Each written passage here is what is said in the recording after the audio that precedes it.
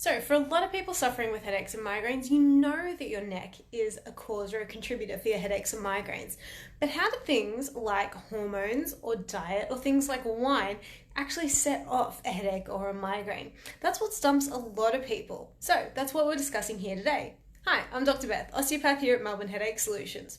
If you've got a question, a query, you're there, say hello, drop the comment below, and I'll get back to you. So, as I said, you know that your neck is a contributor for your headaches and migraines. A lot of people, when they get a headache or a migraine, then they get neck pain, they get stiff, or they know that it originates from there and it comes up and over. And as we spoke about the other week, then there are some really strong signs and symptoms that your neck is contributing to your headaches and migraines. If you haven't seen it, go check out that video. So, how do things like hormones or things like wine or cheese or oranges or bananas or all those sorts of things actually set off or trigger a headache or a migraine? Well, there's this underlying dysfunction, this underlying disorder that's called brainstem sensitization. And that's the thing that keeps your headaches and migraines keep coming back and back and back and back and back and back and back and back. So we've actually got to address this underlying disorder to actually get rid of your headaches and migraines. So what is the brainstem? What does it actually look like? I've got it right here behind me. So here is my fancy head. I love my fancy head. So we've got our face over here, and then highlighted, we've got our brainstem right here. And the bottom part of our brainstem here actually sits in the top part of our neck, which is originated or orientated right here. So when we get dysfunctions that are chronically stuck, that are stuck there for a long period of time, then they constantly send signals up to that brainstem, which is highlighted, and it switches it on like a light bulb. And basically it means that your system is really sensitive to things. So it could be stress, or it could be your hormones that flush through your system. Now your hormones obviously don't interact with your neck, but they really do interact with your brain, which is there. So they interact with your brain and they set off a migraine, or they trigger a migraine. The same thing when you eat things or you drink things like wine. Wine and food, it sets off like chemical signals that go throughout your body, and then they get interpreted and registered in your brain. So your brainstem registers them, and again, it triggers a migraine.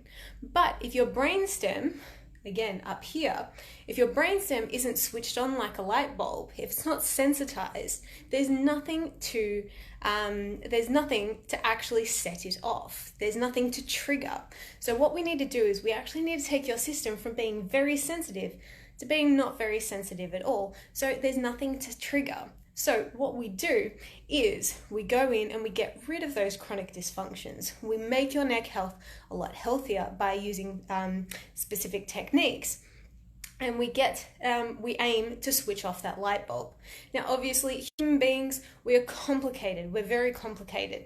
And so sometimes there are other things that can contribute. So we know that our gut health is very important. We know that stress levels are important. We know that sometimes our hormones can be out of balance. So we need to look at these things as well for people. So we do look at it in terms of a multifactorial approach, and but that's where our neck dysfunctions and those chronic neck dysfunctions come into play. Now, I've got a question here from Verpal. Sinusitis, and every day I've got one-sided pain and nose pain and eye pain. Could you please advise treatment? Thanks in advance. So basically, that's what I was saying. With the chronic sinusitis, sometimes people get confused with chronic sinusitis. Sometimes it can actually be a sinus headache. So we look at that sinusitis, depending on whether it is true sinusitis or whether it's a sinus headache. It obviously depends on the type of treatment that you're going for. And one-sided pain and eye pain and nose pain can definitely be originating from that neck. So we want to get rid of those chronic dysfunctions in through the neck, get it moving, get it healthier, and as I say, make sure that we're not missing anything else like, as I said, diet, stress, hormones, those sorts of things, to make sure that we're looking at it from a holistic approach, because as I said, human beings, we're very complicated, and so we want to make sure that we're getting rid of headaches and migraines the quickest way possible. So thank you very much for your question. I hope that's answered it. If you've got any more questions, queries, drop them below. I'd love to get back to you, love to help people. But I hope you found this useful and interesting. If you have, please like, share, comment, spread it around. Our aim is to help as many people with headaches and migraines as possible. Thanks for listening, and I will catch you next time. Thanks, guys.